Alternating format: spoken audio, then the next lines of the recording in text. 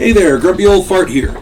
Due to YouTube's changing quote-unquote community standards, I created a channel called Grumpy Old Fart over on Rumble, a free speech alternative to YouTube. You can see all of my stuff over there, including my political and social commentary, as well as my current events videos. The links to my YouTube and Rumble channels, as well as links to let you order my books, are in the description of this video. If you enjoy my content, please like, share, subscribe, and comment. I welcome your comments, even if you disagree with me. Now, on with the video. Hey there, Grumpy Old Fart here. Hope everybody's having a good day thus far. I'm doing an advanced Dungeons & Dragons monster video on Gryphs. Gryphs are one of the more insidious creatures a Dungeon Master can use. They appear on pages 48 and 49 of the Advanced Dungeons & Dragons Fiend Folio.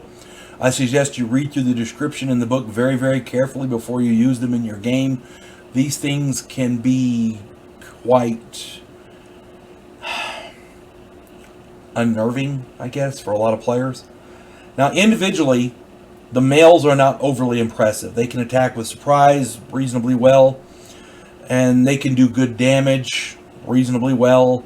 However, they only have 2 to 4 hit dice and an armor class of 6. A reasonable party of player characters level 2 or higher should have little trouble dispatching them. They attack at high speed from shadows, so they can get in a good hit with surprise. Other than that, they don't have a whole lot going for them. However, the real trouble comes when 3 or more of these creatures are encountered. The number appearing is 1 to 6, so there's a 2/3 chance that at least 3 will be encountered, probably more. If 3 or more of these are present, one of them will be a female. And there's a 35% chance that she will be ready to lay eggs. And if that's the case, she will attempt to lay her eggs by injecting them into the victim's bloodstream. And the procedure for that is right there in the book. It's pretty simple. There's a tube, like a injection tube from her belly. It's just crazy. If these eggs are injected into the bloodstream of the victim, if these things survive, they will hatch in 1 to 3 days. This kills the victim immediately and releases baby Gryphs. The victims will experience abdominal pain and swelling, and it will start with a slight discomfort and increase to sheer agony right before the babies erupt. Think the movie Alien. Yeah. In order to kill the eggs inside a victim, there are several methods. You've got cure disease, dispel evil, and a properly used wish spell. That'll do it. But any of those 3 will work. Cure disease, dispel evil, or a wish spell. But you got to use the wish spell properly. An effective dungeon master will, by the book, twist that crap. So, just got to be careful with that. Now, I'm doing this video because a friend of mine reminded me of a game we played years ago.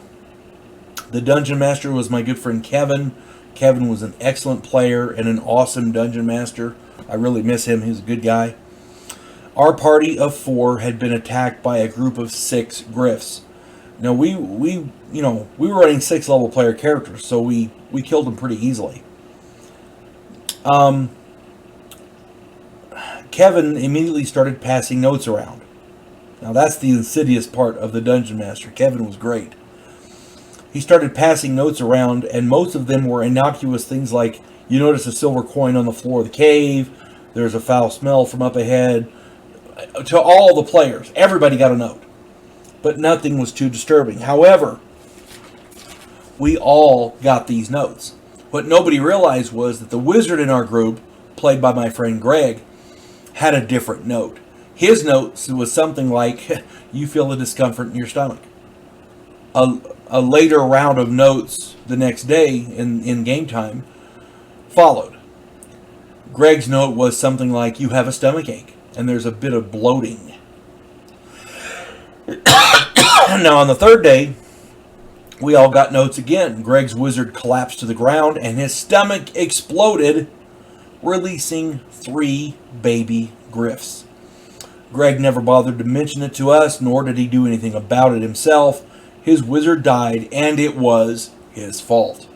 He didn't say anything. We had a cleric in the group who could have fixed it, but he didn't say anything.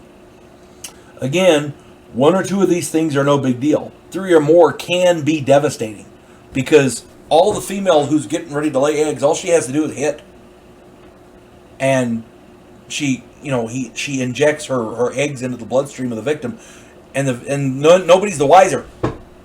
If the victim doesn't say anything, nobody's the wiser.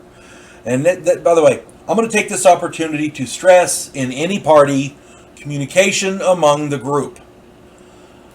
There's a tendency for a lot of players, especially the secretive ones, that want to be the big hero all the time and collect all the treasure for themselves, where they pass a lot of notes and they keep everything secret from the rest of the party. It works out well until you're the one needing help. If the cleric doesn't know you're sick, he won't know to try to heal you.